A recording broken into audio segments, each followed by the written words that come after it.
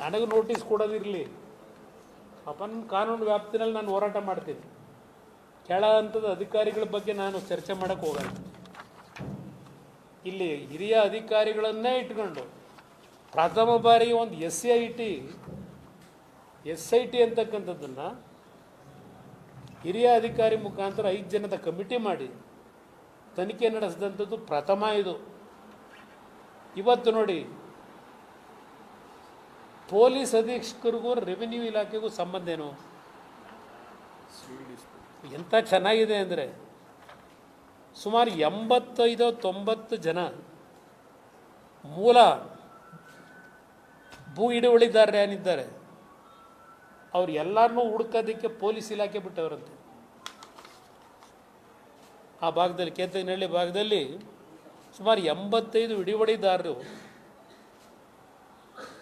ಅವ್ರನ್ನ ಹುಡುಕೋದಕ್ಕೆ ಪೊಲೀಸ್ ಅಧೀಕ್ಷಕರು, ಜಿಲ್ಲಾ ವರಿಷ್ಠಾಧಿಕಾರಿ ಅವ್ರ ಮುಖಾಂತರ ನೋಟಿಸು. ಯಾರ? ಚಿಕ್ಕರಂಗಯ್ಯ, ಕೇತನಹಳ್ಳಿ ಗ್ರಾಮ, ಪೊಲೀಸ್ ನೋಟಿಸು. ಚಿಕ್ಕರಂಗಯ್ಯ ಬಿನ್ ಚಿಕ್ಕದೇವಯ್ಯ ಆದ ನಿಮಗೆ ಈ ಮೂಲಕ ತಿಳಿಯಪಡಿಸುವುದೇನೆಂದರೆ, ನೀವು DC ಚಂದ್ರಶೇಖರ್ ಬಿನ್ ನೀಲಕಂಠಾಚಾರ್ ರವರಿಗೆ ಕೇತಗನಹಳ್ಳಿ ಗ್ರಾಮದ ಸರ್ವೆ ನಂಬರ್ 7/3ರಲ್ಲಿ ಸುಮಾರು 25 ಗುಂಟೆ ಜಮೀನನ್ನು ಸೇಲ್ ಡೀಡ್ ನಂಬರ್ 1992-93/1784 ಹಾಗೂ ಡಿ ರಾಜಣ್ಣ ಬಿನ್ ಲೇಮ್ ದೊಳ್ಳಯ್ಯ ರವರಿಗೆ ಕೇತನಹಳ್ಳಿ ಗ್ರಾಮದ ಸರ್ವೆ ನಂಬರ್ 8/6 ಸುಮಾರು 1 ಎಕರೆ ಜಮೀನನ್ನು ಸೇಲ್ ಡೀಡ್ ನಂಬರು ಮಾರಾಟ ಮಾಡಿದ್ದು. ಈ ಸಂಬಂಧ ತಮ್ಮ ವಿಚಾರಣೆಯ ಅವಶ್ಯಕತೆ ಇರುವುದರಿಂದ ಸದರಿ ಜಾಗಕ್ಕೆ ಸಂಬಂಧಪಟ್ಟ ಪೂರ್ಣ ದಾಖಲೆಗಳೊಂದಿಗೆ 8/4/22 ಬೆಳಗ್ಗೆ 11 ಗಂಟೆಗೆ ಅಪರ ಪೊಲೀಸ್ ಅಧೀಕ್ಷಕರು ಜಿಲ್ಲಾ ಪೊಲೀಸ್ ಕಚೇರಿ ರಾಮನಗರ ಅವರ ಮುಂದೆ ತಪ್ಪದೇ ಹಾಜರಾಗುವುದು. ಪೊಲೀಸ್ ಇಲಾಖೆ ಪೊಲೀಸ್ ಅಧಿಕಾರಿಗೂ ಸೇಲ್ ಡೀಡ್ ತಗೊಂಬನ್ನಿ ಅಂತ ಏನು SP, ಇದು ಅಡಿಷನಲ್ SP. ಈ ರೀತಿ ನೋಟಿಸ್ ಕೊಡೋದು ಎಲ್ಲಾದರೂ ದೇಶದ ಇತಿಹಾಸದಲ್ಲಿ ನಡೆದಿರೋದುಂಟಾ? ಪಾಪ ಮನೆ ಮುಖ್ಯಮಂತ್ರಿಗಳು ವಿಧಾನಸಭೆಯಲ್ಲಿ ಹೇಳ್ತಾ ಇದ್ರು, ಸತ್ಯವನ್ನೇ ಹೇಳುವೆ, ಸತ್ಯವನ್ನು ಹೇಳದೆ ಇನ್ನೇನು ಹೇಳಲ್ಲ, ನಾನು ಹೇಳುವುದೆಲ್ಲ ಸತ್ಯ ಭಾಷಣ ಮಾಡ್ತಿದ್ದು ನೋಡಿದೆ ಕೂತ್ಕೊಂಡು. ಇದು ಯಾವನಾದರೂ ಸ್ವಲ್ಪ ಪರಿಜ್ಞಾನ ಇರೋನು, ಇದು ಪ್ರಕರಣ ನಂದಲ್ಲ, ಇದು ನಮ್ಮ ಪಕ್ಕದ ಭೂಮಿಯವರು ಚಂದ್ರಶೇಖರ್ ಅಂತ ಡಾಕ್ಟ್ರು, ನಮ್ಮ ನೆಂಟನೂ ಅಲ್ಲ, ಯಾರೋ ಆಚಾರರು, ನಮ್ಮ ಸಮಾಜದೂ ಅಲ್ಲ. 92ರಲ್ಲಿ ಭೂಮಿ ಖರೀದಿ ಮಾಡೋನೆ, 92ರಲ್ಲಿ. ಇವತ್ತು 2025 ಇಲ್ಲ. ಇವ್ರ ಮೇಲೆ ಯಾರಾದರೂ ಕಂಪ್ಲೇಂಟ್ ಕೊಟ್ಟವರ? ಈಗ ಇವರಿಗೆ ಪೊಲೀಸ್ ಅಧಿಕಾರಿ ನೀನು ಡಾಕ್ಯುಮೆಂಟ್ ತಗೊಂಬ ಅಂತ ಕರೀತಾನೆ ಅಂತ ನೋಟಿಸ್ ಕೊಟ್ಟು, ಇದೇನು ಆಡಳಿತ ಅಂತ ಕರಿತೀರಾ?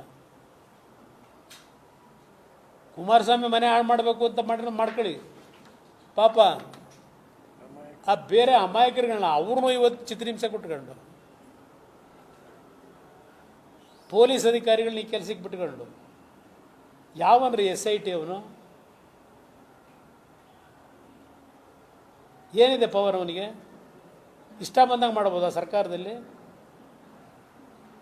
ಅದ್ರಲ್ಲಿ ಕೆಲವು ರೆವಿನ್ಯೂ ಆ್ಯಕ್ಟ್ ಅಂತಕ್ಕಂಥದ್ದನ್ನು ನಾವೇ ಅಳವಡಿಸಿದ್ದೀವಿ. ಈ ರೀತಿ ಉಂಟಾ? ನನಗೆ ಕೊಟ್ಟಿರೋದು ಒಂಥರ ಬಿಡಿಯೋದು. ಸುಪ್ರೀಂ ಕೋರ್ಟಲ್ಲಿ ಕುಮಾರಸ್ವಾಮಿಗೆ ಹಿನ್ನಡೆ ಅಂತ ಹೇಳ್ಬಿಟ್ರಿ. ಚಂದ್ರಶೇಖರ್ ಅಂತ ಅವನಿಗೆ ನೋಟಿಸು SP ಕೊಟ್ಟ, ಅಡಿಷನಲ್ SP ಕೊಟ್ಟವ್ರಿಗೆ. ನನ್ನ ಜಮೀನು ಪಕ್ಕದಲ್ಲಿ ಅವ್ರ ಮೇಲ್ಗಡೆ ಡಾಕ್ಟ್ರು ಬಿಡದೆಲ್ಲ ವಾಸ ಅವರೇ ಅವರು.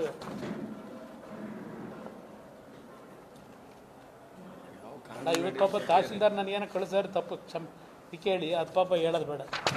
ಪಾಪ ಅವ್ರಿಗೆ ಯಾತಕ್ಕೆ ತೊಂದರೆ ಕೊಡಲಿ, ಅಧಿಕಾರಿಗಳೇನು ಹೇಳೋರೆ ಪಾಲನೆ ಮಾಡಿದ್ದಾರೆ ಅಷ್ಟೇ. ಇದು ಬೇಕಾದ್ರೆ ಕಾಪಿ ಕೊಡ್ತೀನಿ ಇಟ್ಕೊಳ್ಳಿ ನಿಮ್ಮ ಹತ್ರ. ಆದರೂ ಒಂದು ಬ್ರದರ್ ಹೇಳ್ತೀನಿ, ನಿಮ್ಮ ಮಾಧ್ಯಮದ ಸ್ನೇಹಿತರ ಮುಖಾಂತರ, ನಾನು ರಾಜಕಾರಣಕ್ಕೆ ಬರೋದಕ್ಕಿಂತ ಮುಂಚೆ ಸಿನಿಮಾ ಹಂಚಿಕೆದಾರ ಇದ್ದಾಗ ಕೊಂಡ್ಕೊಂಡಂಥ ಭೂಮಿ ಇದು.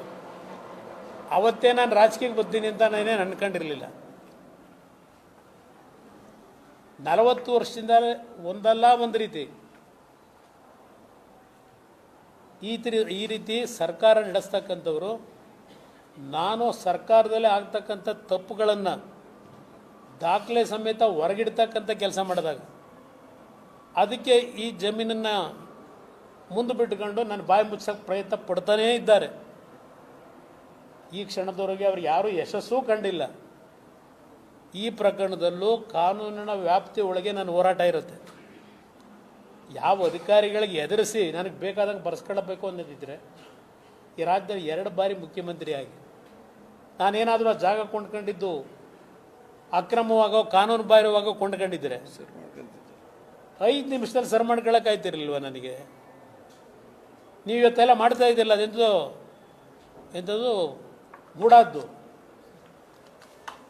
ಮೂಡಾದ್ದು ಆ ದಪ್ಪಕ್ಕೂ ಕೊಡಪ್ಪ. ಇಲ್ಲಿ ಇದೆಂಥದ್ದು ಡಿನೋಟಿಫಿಕೇಶನ್ ಮಾಡಿದ್ರಲ್ಲ, ಬಚ್ಚೇಗೌಡರು ಅವತ್ತು ಮಿನಿಸ್ಟ್ರು, ಅರ್ಬನ್ ಮಿನಿಸ್ಟ್ರು.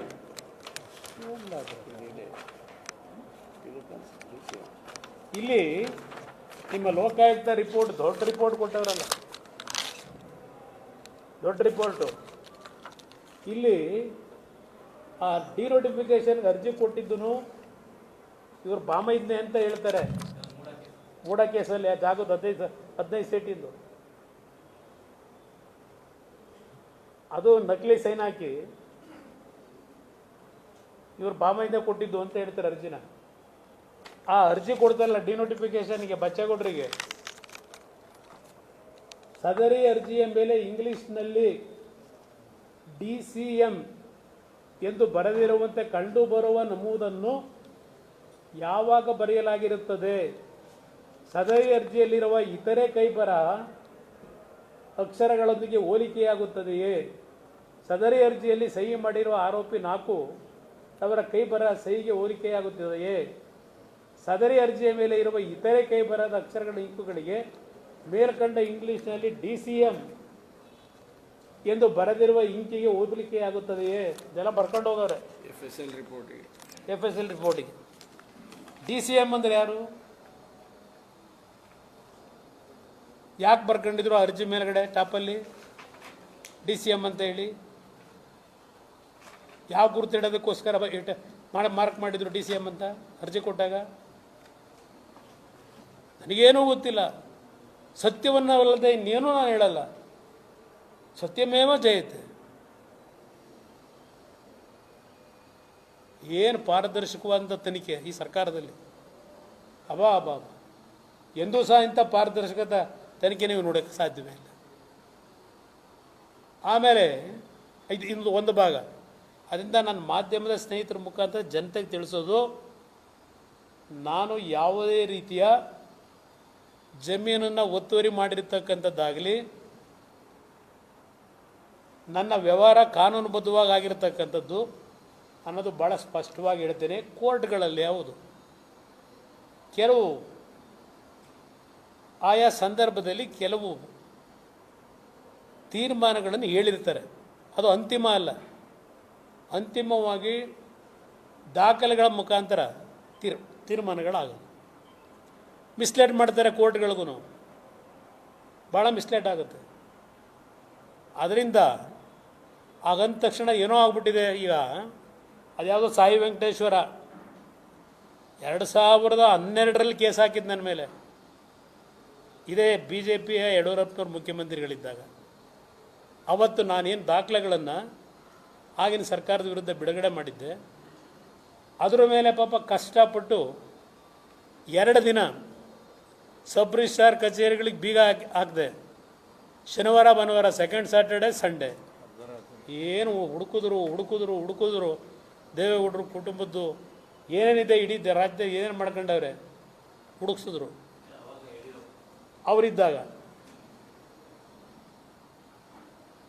ಇರೋ ವಾಸ್ತವಾಂಶಗಳದು.